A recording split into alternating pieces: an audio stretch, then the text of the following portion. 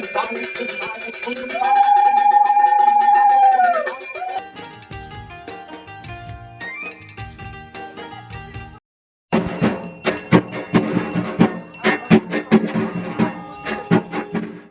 Everyone, good morning. আবার একটা নতুন ভিডিওর সঙ্গে সকলকে জানাই অনেক অনেক ওয়েলকাম।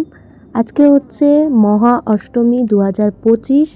সকাল সকাল আমাদের ঠাকুরঘরের পুজোর জন্য সমস্ত বাজার চলে এসছে, যার মধ্যে রয়েছে ফুল, ফল, মালা, মিষ্টি, শাড়ি, আলতা সিঁদুর।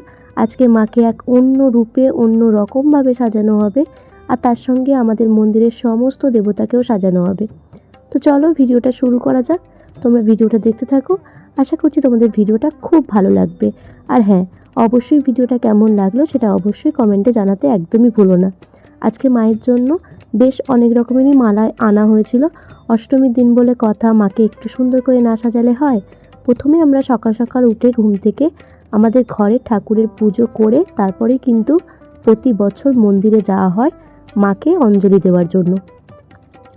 তো সেই রকম আমি আমার ঘরের ঠাকুরের আগে পুজো করে নিয়েছিলাম।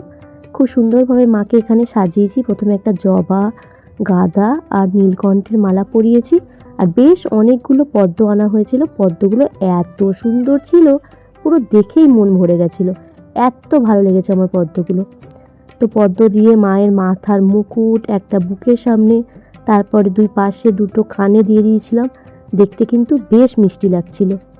আমরা মায়ের ফলের থালা সুন্দর করে সাজালে কিন্তু দেখতে বেশ মিষ্টি লাগে, আর ফলের মধ্যে বেদানাটা যদি এরকম মাঝখানে সাজিয়ে দেওয়া যায় তাহলে দেখতে কিন্তু খুব ভালো লাগে। যেহেতু লাল কালার, তো বেশ ভালো লাগে। এখানে মামুনি আজকে মায়ের ফলের থালাটা সাজাচ্ছিল, আর আমি মন্দিরের সমস্ত দেবতাকে একে একে সাজিয়ে নিয়েছিলাম। এই শাড়িটা ঠাকুরকে দেওয়া হয়েছে অষ্টমীর দিন পরার জন্য। শাড়িটা এত সুন্দর ছিল, লাল আর হলুদের মধ্যে, দেখেই ভালো লাগছিল। আজকে মাকে মাথার উপরে এইভাবে দিয়ে দিলাম। এই শাড়িটা যত্ন করে রেখে দেবো, মাকে একদিন খুব ভালো কোনো দিন দেখে মাকে পরিয়ে দেব। আজকে একদম হাতে সময় ছিল না গো, খুব ব্যস্ত ছিলাম, সেই জন্য এইভাবেই মাকে শাড়িটা দিয়েছিলাম। আর এছাড়াও মামুনি এখানে খুব সুন্দরভাবে ভোগের থালাটা রেডি করেছিল। মা তোর কত রঙ্গ দেখবো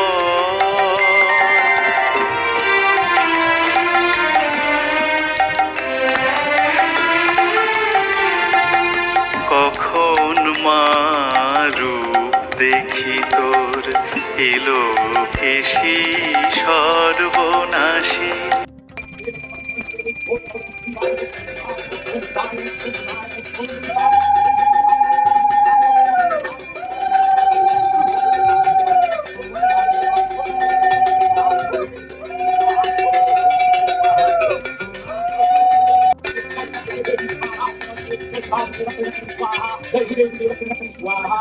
জয় তারা, জয় তারা।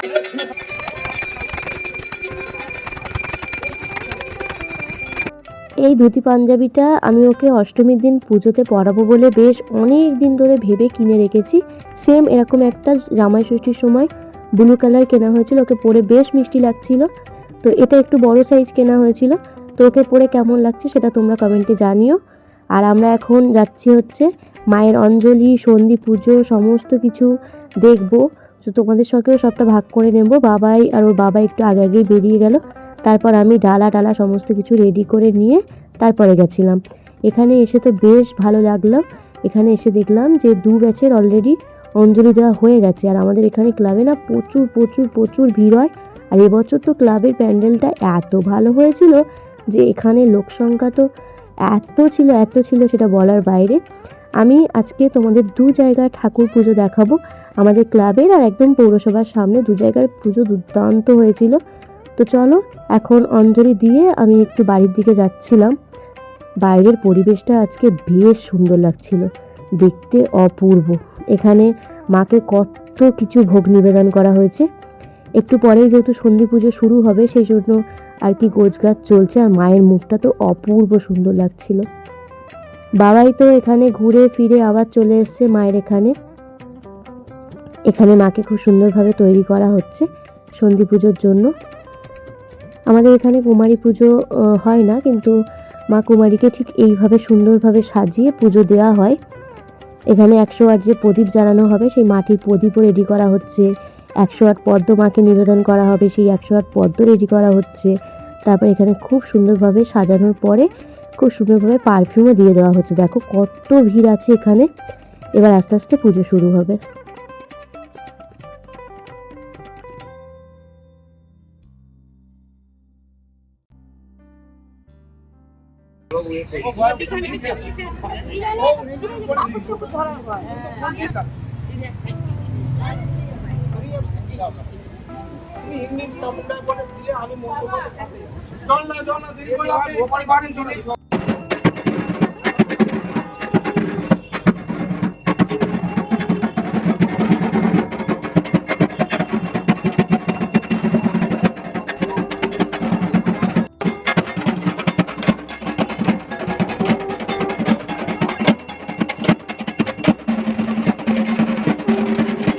তারপর তো আমরা চলে এসেছিলাম এই পুজোটা দেখতে। এখানে আসার পর না মনটা জাস্ট ভরে গেছিল।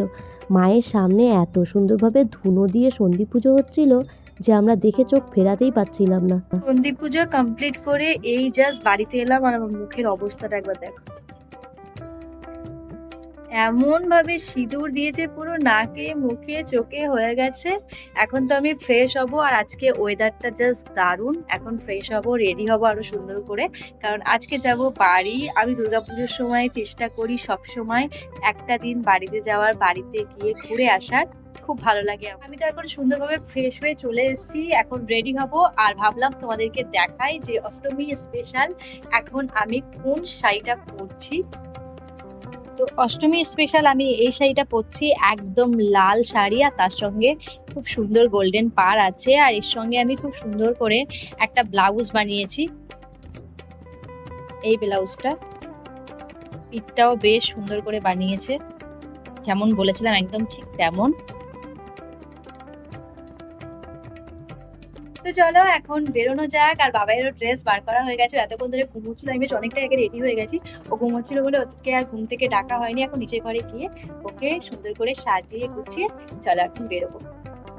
বাবাইয়ের জন্য একটা একটা করে জামা প্যান্ট বার করা হচ্ছে, ভাবা হচ্ছে, আর সেটাকে ঢুকিয়ে রেখে আবার একটা বার করা হচ্ছে। মানে ও কোনটা পরবে সেটা আমরাই ঠিক করতে পারছি না, ও কী করে ঠিক করবে। তো এখানে দুটো প্রথমে জামা প্যান্ট বার করেছিলাম, সেটা প্রথমে যার মধ্যে ভেবেছিলাম একটা পরাবো, কিন্তু সেটা না পরিয়ে ওকে এই সাদা কালারটা পরানো হয়েছিল, কারণ এটা পরে ওকে বেশ মিষ্টি লাগছিল দেখতে। তো ভাবলাম এটাই পরে নেওয়া যাক। আর আমরা তাড়াহুড়ো করে বেরিয়ে পড়েছিলাম, কারণ ওকে রেডি করে সবটা গুছিয়ে বেরোতে একটু তাড়াই ছিলাম সেই কারণে। তারপর তো আমরা বাড়িতে চলেই এসেছি। চলো আমাদের বাড়ির পুজোটা তোমাদেরকে একটু দেখিয়ে দিই।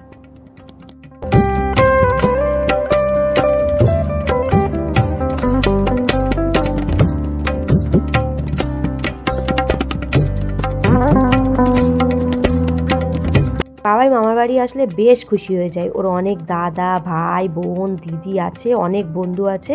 এখানে এসে তো আনন্দে দাদাদের সঙ্গে ঢাক বাজাতে শুরু করেছে। বাড়িতে বেশ অনেকটা সময় কাটিয়ে মা ভাই রেডি হয়ে এখন আমরা বেরোচ্ছি, যাচ্ছি হচ্ছে ঠাকুর দেখতে। দাদাও ঠাকুর দেখতে গেছে, আর বাবা হচ্ছে ঠাকুর দেখতে যায়নি, ছিল বাড়িতে। মা আর ভাই আমাদের সঙ্গে বেরিয়েছিল। ভাবলাম চলো একটু ঘুরে আসি, তারা ফালতু বাড়িতে বসে বসে কী করবে, একটু ঠাকুর দেখে বাইরে থেকে খাওয়া দাওয়া করে আসি। তো সেই জন্যই বেরিয়ে পড়েছিলাম। আর আমরা বেশ অনেক কটাই ঠাকুর দেখেছি। ঠাকুরগুলো বেশ সুন্দর ছিল, যেমন প্যান্ডেল তেমন ঠাকুর। আর খুব একটা বেশি ভিড় এই সল্টলেকের দিকটায় থাকে না, ওই জন্য আমরা অষ্টমীর দিন বা নবমী যেদিনই বাড়িতে যাই সেদিনই চেষ্টা করি এই দিকটাতে আসার, যাতে একটু ফাঁকায় ফাঁকায় খুব সুন্দরভাবেই আমরা ঠাকুরগুলো দেখতে পারি।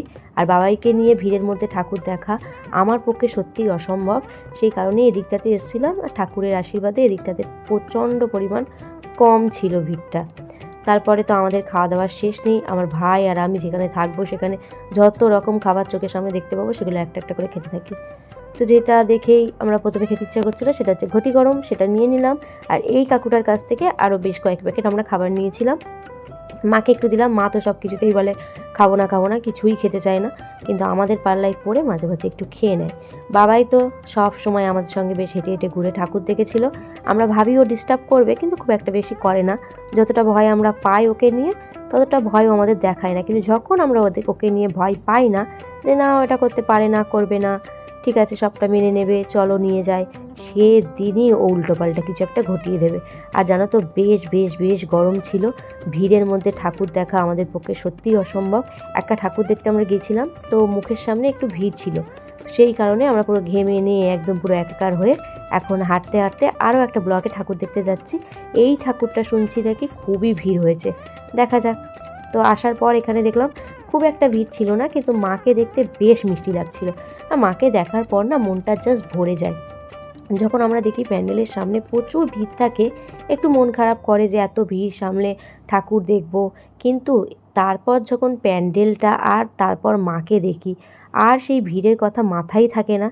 ওই কাকুটার কাছ থেকে আমরা বেশ কয়েকটা চিপসের প্যাকেট কিনেছিলাম, সেটাই এখন রাস্তায় হাঁটাচলা করতে করতে ঠাকুর দেখছিলাম। কারণ গাড়ি এক জায়গায় দাঁড় করিয়ে আর আমরা হেঁটে হেঁটে ঠাকুর দেখছিলাম, গাড়ি নিয়ে ঠাকুর দেখা সত্যিই সম্ভব নয়। আর এখানে এক একটা ব্লকে কিছু কিছু দূর মানে 5-7 মিনিট মতো হাঁটলেই একটা করে ঠাকুর দেখা যায়। সব থেকে ভিড় হয়েছিল তো বুর্জ খালিফাতে, এখানে প্রচুর প্রচুর প্রচুর লাইটিং ছিল আর খুব সুন্দর সুন্দর গানও বাজছিল। আমি আর ভাই তো ফাটিয়ে নাচ করেছি, আর তার সঙ্গে আমাদের আশেপাশে যে সমস্ত মানুষ ছিল সকলেই নাচ করছিল। বেশ বেশ বেশ সুন্দর কাটিয়েছি। আর এই ঠাকুরটা তো অপূর্ব সুন্দর করেছিল, তেমন প্যান্ডেল তেমন লাইটিং, দারুণ।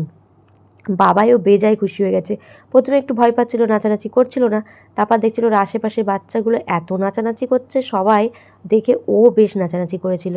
আমরা তো বেশ মজা করেছি এই ঠাকুরটা দেখে। আর যেখানে এরকম একটু ডিজে গান টান বাজে, আমি আর ভাই তো বেশ খুশি হয়ে যায়।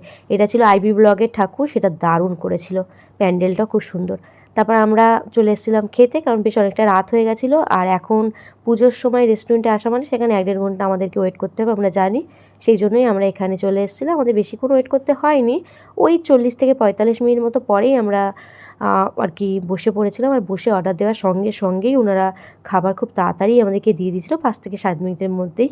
আমরা তো পছন্দের খাবারের সঙ্গে করছি ডিনার। আর তোমাদের ভিডিওটা কেমন লাগলো সেটা জানাতে ভুলো না। ভালো লাগলে লাইক, কমেন্ট, শেয়ার করো। আজকের মতো বাই।